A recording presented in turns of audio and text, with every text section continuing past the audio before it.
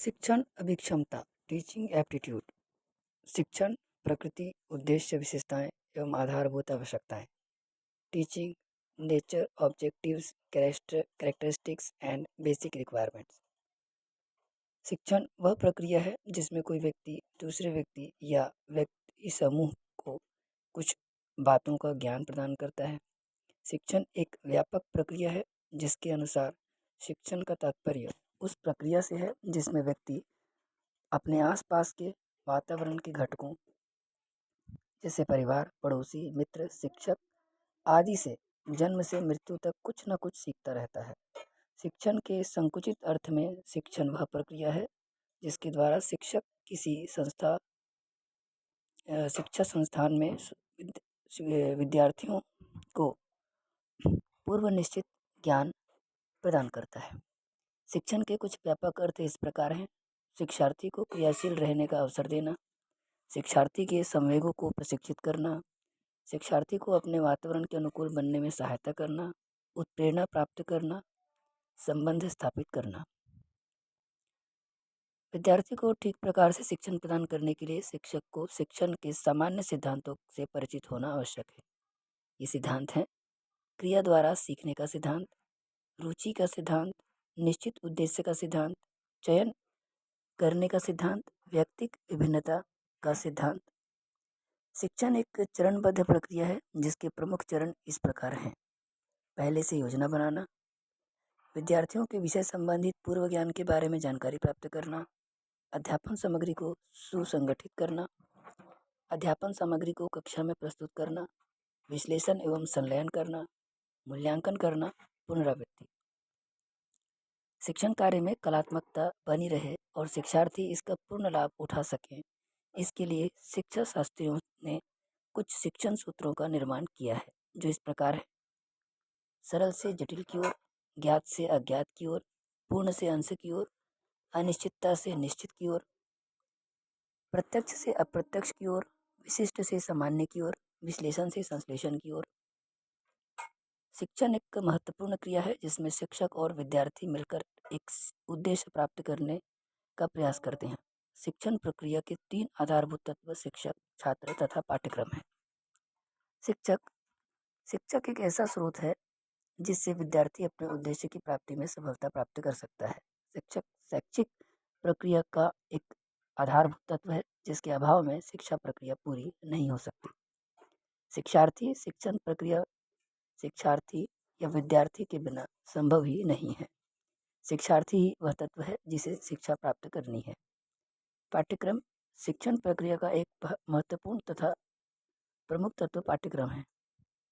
पाठ्यक्रम ही वह साधन है जिससे शिक्षक शिक्षार्थी को शिक्षा देता है तथा शिक्षण प्रक्रिया चलती है। शिक्षार्थी को क्या सिखाना है यह निर्धारण ही पाठ्यक्रम है। अध्येता की विशेषताएं, लर्नर्स कैरेक्टरिस्टिक्स। अध्येता ही देश के भावी कर्णधार हैं। निश्चय ही अध्येता जीवन का महत्वपूर्ण काल है। जन्म के समय बालक अबोध होता है। शिक्षा के द्वारा उसके जीवन का लक्ष्य निर्धारित किया जाता है और उसकी बुद्धि विकसित की जाती है। अध्येता जीवन मानव जीवन का सर्वश्रेष्ठ काल है। यह भावी जीवन की आधारशिला है। इस काल में मनुष्य जो कुछ सीखता है वह आजीवन उसके काम आता है। अध्येता जीवन मनुष्य के जीवन की ऐसी विशिष्ट अवस्था है जिसमें उसे सही दिशा का बोध होता है।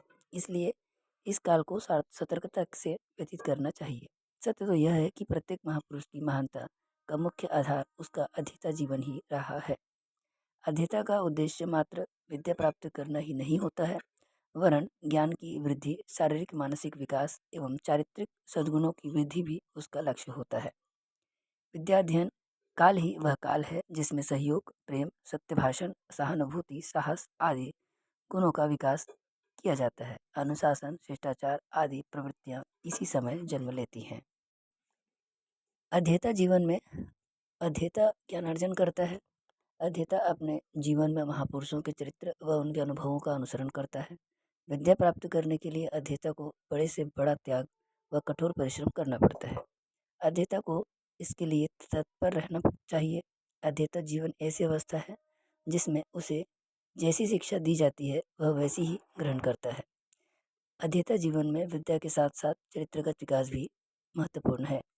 अध्येता जीवन में चरित्र निर्माण पर विशेष बल दिया जाना चाहिए। अध्येता में वे सभी गुण होते हैं जो एक तपस्वी में होने चाहिए। अध्येता जीवन भी एक तपस्या के समान है। एकाग्रता अध्येता जीवन का प्रमुख गुण है। यदि उसमें यह गुण निहित है तो उसमें अन्य गुणों का विकास स्वतः ही हो जाएगा। अध्येता को सुख की ओर नहीं भागना चाहिए क्योंकि विद्या तपस्या मांगती है। काकचेष्टा वको ध्यानम स्वान निद्रा तथैव च अल्पहारी गृहत्यागी विद्यार्थिनो पंचलक्षणम। अर्थात एक आदर्श अध्येता के 5 लक्षण हैं, यथा कौवे जैसी दूरदृष्टि, बगुले जैसी एकाग्रचित्तता, कुत्ते जैसी हल्की नींद, अल्पाहारी और गृहत्यागी। अध्येता को चरित्रवान होना चाहिए। अच्छी संगति अध्येता को चरित्रवान बनाती है। गुरु संगति में रहकर अध्येता सद्गुण ग्रहण करता है और ज्ञानवान बनता है। चरित्रवान अध्येता को विद्या के साथ साथ अन्य लाभ भी होते हैं। अभिवादनशीलस्य नित्य धूपसेविनः चत्वारि तस्य वर्धन्ते आयुर्विद्या यशोबलम्। अध्येता का सर्वप्रथम कर्तव्य तो अपने प्रति है। यदि वह त्यागी और तपस्वी अपने प्रति कर्तव्य का निर्वाह नहीं कर रहा है तो समाज और राष्ट्र के प्रति भी कर्तव्य का निर्वाह नहीं कर सकता है। देश की स्वतंत्रता की रक्षा करना प्रत्येक अध्येता का कर्तव्य है। देश के प्रत्येक अध्येता का कर्तव्य है कि वह उत्तम शिक्षा प्राप्त करके अपना सर्वांगीण विकास करे। उसका कर्तव्य है कि वह देश और मानवता की उन्नति के लिए कार्य करे। अध्येता जीवन में अध्येता की स्थिति एक कच्ची मिट्टी के समान होती है। इस समय में ही उस मिट्टी को विकृत होने से रोका जा सकता है। इस समय उस मिट्टी को ऐसे सांचे में ढालना चाहिए जिस तरह एक कुम्हार कच्ची मिट्टी को बर्तन में बदलकर सुंदर आकार प्रदान करता है, उसी प्रकार अध्येता देश के भावी कर्णधार हैं। इन्हीं के ऊपर देश का भविष्य निर्भर है। अतः इन अध्येता को आवश्यकता अनुसार सुअवसर प्राप्त होना आवश्यक है, क्योंकि त्यागी, तपस्वी और सद्नागरिकों से ही समाज और राष्ट्र उन्नतिशील होते हैं। शिक्षण को प्रभावित करने वाले कारक, फैक्टर्स अफेक्टिंग टीचिंग। यदि शिक्षण प्रभावशाली नहीं होगा तो विद्यार्थी कुछ नहीं सीख पाएंगे और अंततः अधिगम या लर्निंग की अधिकता हेतु शिक्षण का प्रभावी होना भी आवश्यक है। जो कारक शिक्षण को प्रभावित करते हैं उन्हें निम्नलिखित वर्गों में विभाजित किया जा सकता है। स्वीय कारक, पर्सनल फैक्टर्स, बौद्धिक कारक, इंटेलेक्चुअल फैक्टर्स, मनोवैज्ञानिक कारक, साइकोलॉजिकल फैक्टर्स। स्वीय कारक। स्वीय कारकों के अंतर्गत वे सभी स्थितियां आती हैं जो प्रत्यक्ष रूप से शिक्षक से सीधी तरह संबद्ध हैं। ये स्थितियां निम्न प्रकार की हो सकती हैं। पारिवारिक परिस्थितियां, विद्यालयीन परिस्थितियां।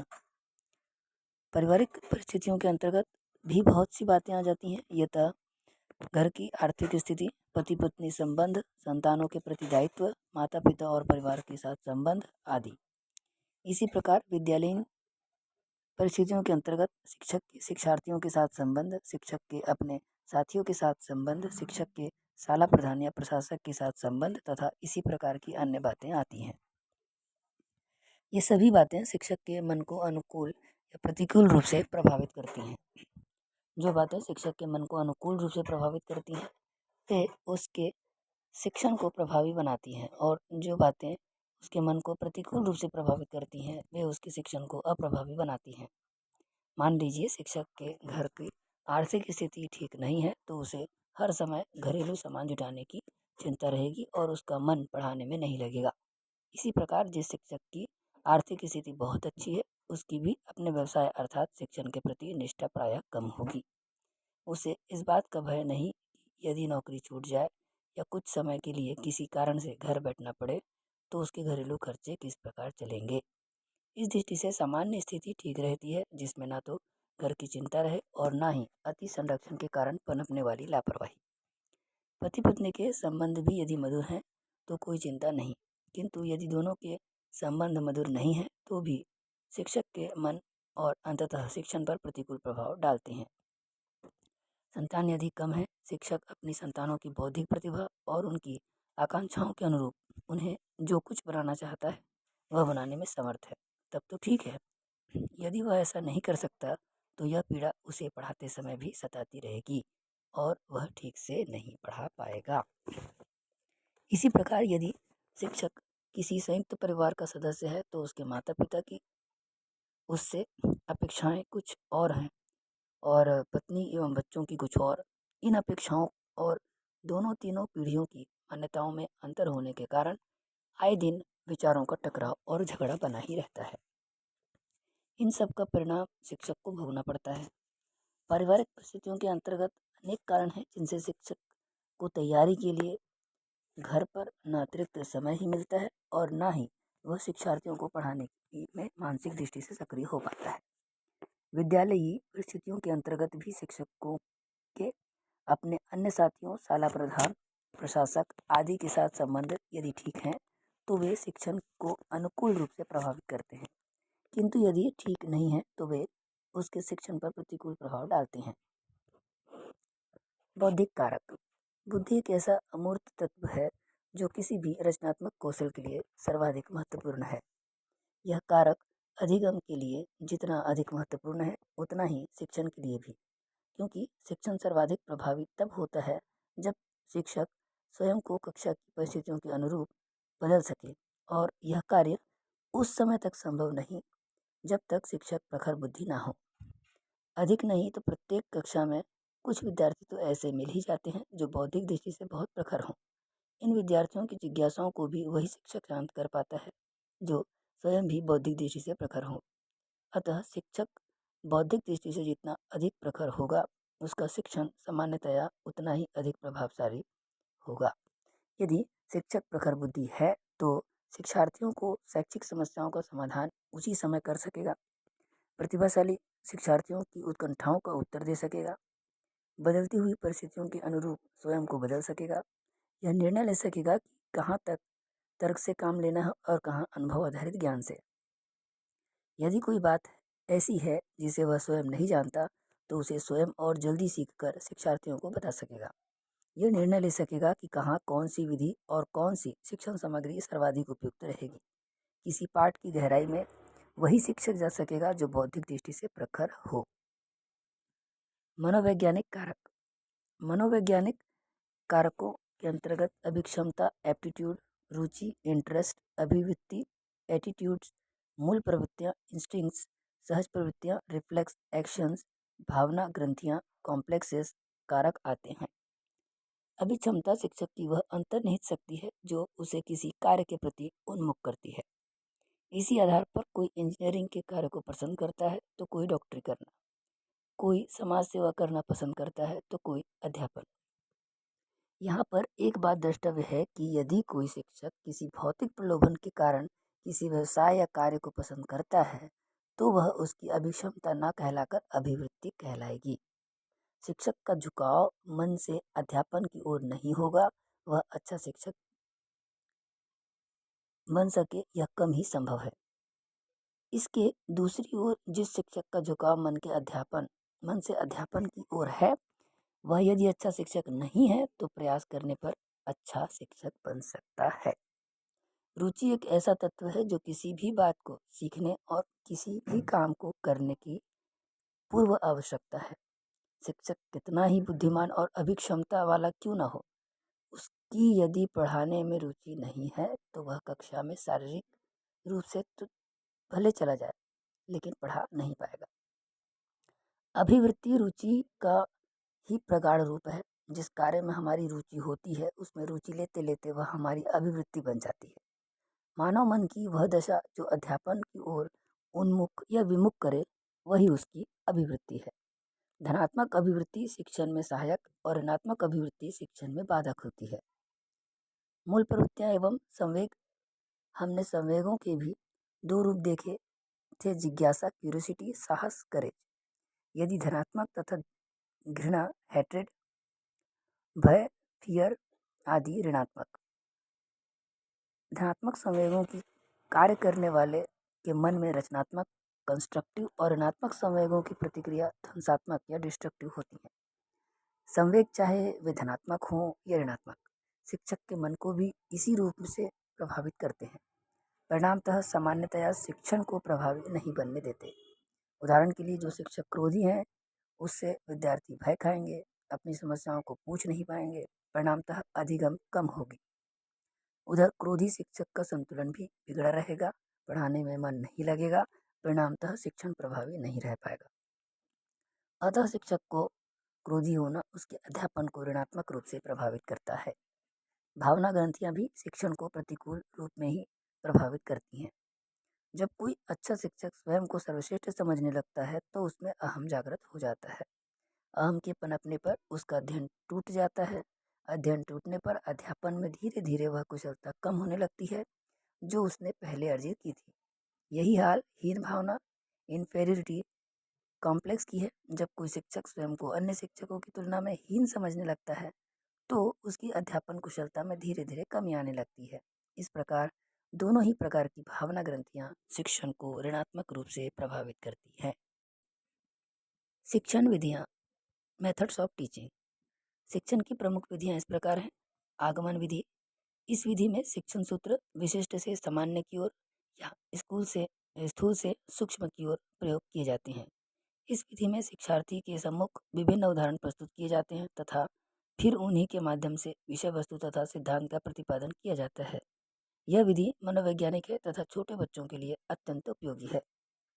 निगमन विधि। यह विधि आगमन विधि की विपरीत है। इस विधि में शिक्षण सूत्र सामान्य से विशिष्ट की ओर प्रयोग किए जाते हैं। इसमें शिक्षार्थी के सम्मुख पहले सिद्धांतों को प्रस्तुत किया जाता है तथा उसके पश्चात विभिन्न उदाहरणों द्वारा इन सिद्धांतों को निरूपित किया जाता है। यह विधि उच्च कक्षाओं के बड़े विद्यार्थियों के लिए उपयोगी है। गवेषण अथवा खोज विधि। इस विधि में शिक्षण सूत्र विश्लेषण से संश्लेषण की ओर प्रयोग किए जाते हैं। इस विधि में विद्यार्थी प्रत्येक तथ्य की खोज स्वयं प्रयोग करके करते हैं। स्वयं तथ्यों से संबंधित जानकारी जुटाना, प्रयोगों की दिशा निर्धारित करना तथा फिर प्रयोग द्वारा परिणाम प्राप्त करना इस विधि की विशेषता है। निरीक्षण विधि। इस विधि में शिक्षक स्वयं न बताकर बालकों को स्वयं निरीक्षण करने के लिए प्रोत्साहित करता है। इस विधि में ज्ञान प्राप्ति के साथ साथ विद्यार्थियों में स्वतंत्र रूप से देखने, सोचने तथा अपने विचार प्रकट करने की क्षमता विकास होता है। बोध प्रणाली। बोध प्रणाली का पठन शिक्षण में अत्यधिक महत्व है। प्रारंभिक स्तर पर बोध प्रणाली का अर्थ है शिक्षा रूपी पठन क्रिया में लगे और समान पठन की दृष्टि से पठन क्रिया के वस्तु बोध, प्रतिफल ज्ञान और कौशल में हो सके। किसी भी पाठ के केंद्रीय भाव को ग्रहण करना बोध से संबंधित है। पठन कौशलों में पठन के बाद छात्रों को बोध हुआ कि नहीं यह देखना है। सामूहिक पाठन विधि। इस प्रणाली में अध्यापक सर्वप्रथम संपूर्ण कक्षा के सामने छोटे छोटे पद्य या बाल गीतों का आदर्श पाठन करते हैं तथा समस्त कक्षा सामूहिक रूप से अनुसरण करती है। यह विधि बालकों के उच्चारण सुधारने में सहायता प्रदान करती है, परंतु इसका प्रयोग उस समय ही किया जा सकता है जबकि बालक अक्षर ज्ञान से परिचित हो जाएं। सामूहिक शिक्षण विधि की परिकल्पना विद्यार्थियों के समूह के सीखने के लिए एक सार्थक प्रयत्न है। यांत्रिक प्रणाली। आधुनिक शिक्षा प्रणाली के अंतर्गत यांत्रिक प्रणाली का अति विशिष्ट स्थान है। इस प्रणाली के अंतर्गत कंप्यूटर शिक्षा विद्यालयों का एक आवश्यक अंग बनती जा रही है। कंप्यूटर के माध्यम से जहां बच्चों में गुणात्मक विकास होता है, वहीं दूसरी ओर खेल खेल में ही कंप्यूटर से संबंधित अनेक जानकारियों को छात्र सहजता एवं सरलता से प्राप्त कर लेता है। ऑडियो वीडियो कैसेट्स तथा कॉम्पैक्ट डिस्क आदि के माध्यम से भी आज के समय में अनेक विद्यालयों में रोचक जानकारियाँ छात्रों को दी जाती हैं। इस माध्यम से न सिर्फ छोटे छोटे बच्चे ही बल्कि कॉलेज स्तर के छात्र छात्राओं को भी रुचिपूर्वक अध्ययन करने व समझने का अवसर मिल रहा है। प्रश्नावली प्रणाली। इस प्रणाली के माध्यम से बच्चों में गुणात्मक एवं बौद्धिक क्षमता का विकास होता है। हर्बर्ट स्पेंसर के अनुसार अगर कठिन से कठिन विषय को भी सामान्य रूप से प्रश्नोत्तर के रूप में बच्चों के सामने प्रस्तुत किया जाए तो वे उन्हें सहजता से समझ लेते हैं। क्विज प्रणाली। इस प्रणाली के माध्यम से छात्रों में सामान्य ज्ञान, देश विदेश के घटना चक्रों का ज्ञान तथा बोलने की क्षमता का विकास होता है। क्विज के माध्यम से वह अपनी स्मरण शक्ति को तीव्र बना सकते हैं। छात्रों में प्रश्नों के उत्तर देने की क्षमता का विकास होता है। साथ ही पत्र पत्रिकाओं आदि उसकी जानकारियों में वृद्धि होती है और उनके आत्मविश्वास में भी वृद्धि होती है। पुनरावृत्ति प्रणाली। पढ़ाए गए विषय को दोहराते रहने से यह विषय स्मृति में भी रहता है। आगे वाले अध्याय को पढ़ाकर पिछले अध्यायों से प्रश्नावली प्रणाली के अनुसार पूछे जाते हैं रहने से तत्संबंधी अभ्यास बना रहता है। अभ्यास प्रणाली। अभ्यास शिक्षा प्रणाली का एक प्रमुख अंग है। निरंतर अभ्यास एवं पुनरावृत्तियों के माध्यम से बच्चों के मनोभावों के अंतर्गत सार्थक शब्दों के कोशों को भरा जा सकता है। कठिन शब्दों का सही उच्चारण, सही लेखन तभी संभव हो सकता है जब निरंतर अभ्यास कराया जाता रहे। इसके लिए आवश्यक है कि शब्दों के वर्तनियों के उच्चारणों पर आवश्यक ध्यान दिया जाए। वर्तनी में आपसी भाषा के साथ साथ अन्य भाषाओं की ध्वनियों को ग्रहण करने की भी क्षमता हुआ करती है। अभ्यास कराने के लिए विषय वस्तु का प्रस्तुतिकरण किया जाए। विषय की रोचकता बच्चों द्वारा सहज ही ग्राह्य हो जाया करती है। विश्लेषण विधि। यह विधि तर्क प्रधान विधि है। दार्शनिक क्षेत्र में इसका प्रयोग प्राचीन काल से हो रहा है। वर्तमान में इसे शिक्षण की वैज्ञानिक विधि के रूप में विकसित किया गया है। यह विधि रेखागणित के पढ़ाने में सबसे अधिक उपयोगी है। इस विधि में जटिल समस्याओं को सरल समस्याओं में विभक्त किया जाता है, उनका निरीक्षण किया जाता है और हल ढूंढा जाता है। व्यक्ति अपने आप से प्रश्न करता है कि समस्या अथवा प्रश्न में क्या दिया है और समस्या का या प्रश्न में क्या ज्ञात करना है, और तब ज्ञात करने वाले तथ्यों की प्रक्रिया अपने अनुभवों में खोजता है। समस्या की समानता असमानता तलाशता है, तब इस विधि द्वारा समस्या का हल उसे मिल जाता है। संश्लेषण विधि। यह विधि विश्लेषण विधि के बिल्कुल विपरीत है। जैसे विश्लेषण विधि में किसी समस्या को भिन्न भिन्न छोटे छोटे खंडों में तोड़ा जाता है, उसी प्रकार संश्लेषण विधि में उन छोटे छोटे तोड़े हुए भिन्न भिन्न खंडों को जोड़ा जाता है, जो समस्या का हल होता है। इस प्रक्रिया में शिक्षण सूत्रों का भी प्रयोग होता है, जैसे ज्ञात से अज्ञात की ओर अग्रसर होते हैं।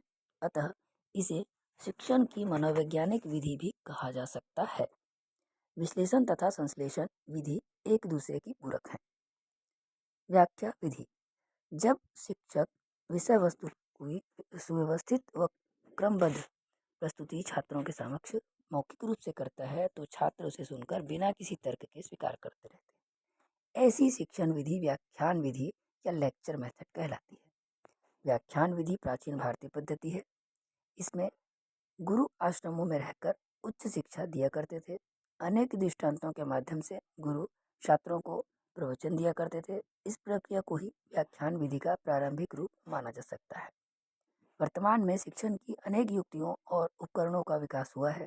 आज शिक्षक व्याख्यान करते समय दृष्टांत, विवरण, वर्णन, व्याख्या और प्रश्नोत्तर आदि शिक्षण युक्तियों का प्रयोग कर विषय सामग्री को स्पष्ट करने का प्रयत्न करते हैं, और साथ ही श्यामपट्ट, वस्तु, मॉडल, चार्ट, चित्र, रेखा चित्र, मानचित्र आदि अनेक शिक्षा उपकरणों का प्रयोग कर अपने व्याख्यानों को सजीव बनाने का प्रयत्न करते हैं।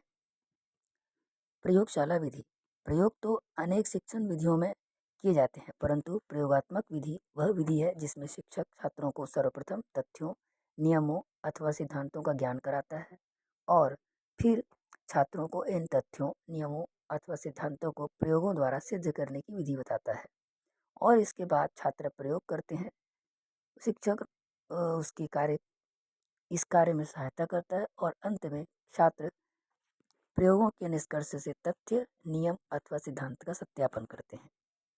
प्रयोगशाला विधि में छात्र स्वयं करके सीखता है तथा सिद्धांतों का प्रतिपादन केवल चित्र बनाकर ही नहीं बल्कि स्वयं मापन कर करता है। मीटर, लीटर, किलोग्राम प्रणाली में छोटी छोटी मापों से लेकर बड़ी बड़ी मापों के एक दूसरे के संबंध की जानकारी, छोटे बच्चों को वास्तविक ज्ञान की जानकारी प्रयोगशाला में दी जा सकती है। खेतों के क्षेत्रफल का ज्ञान खेतों पर ले जाकर नपवा कर दिया जा सकता है। बड़े बड़े छात्रों को गणित की जानकारी कंप्यूटर, सेक्सटेंट आदि अनेक यंत्रों के माध्यम से दी जा सकती है। अतः प्रयोगशाला वह विधि है जहाँ छात्र स्वयं कार्य करके ज्ञान को अर्जित करते हैं। खेल विधि। इस पद्धति के प्रवर्तन हेनरी कार्डवेल कुक हैं। उन्होंने अपनी पुस्तक प्लेवे में इसकी उपयुक्तता हेतु बताई है। जब बच्चा इस प्रणाली के द्वारा शिक्षण में रुचि लेने लगता है तो वह उसके लिए शिक्षण ना रहकर एक खेल की तरह से सहज हो जाता है। इस शिक्षण प्रणाली में वय वर्ग अथवा कक्षा स्तर के अनुसार शिक्षण विधि का वर्गीकरण किया जाता है।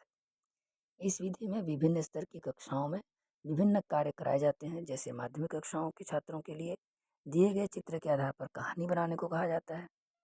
किसी घटना का वर्णन, स्वप्न के आधार पर कुछ लिखना, डायरी लिखना तथा काल्पनिक वार्तालाप क्रियाएं इस स्तर पर प्रमुख रूप से करवाई जाती हैं तथा उच्च कक्षाओं में के छात्रों से कहानियों का संवाद करवाना, मौलिक कविता, कहानी, नाटक लिखवाना, काल्पनिक भेंट का विवरण लिखवाना आदि कार्य कराए जाते हैं।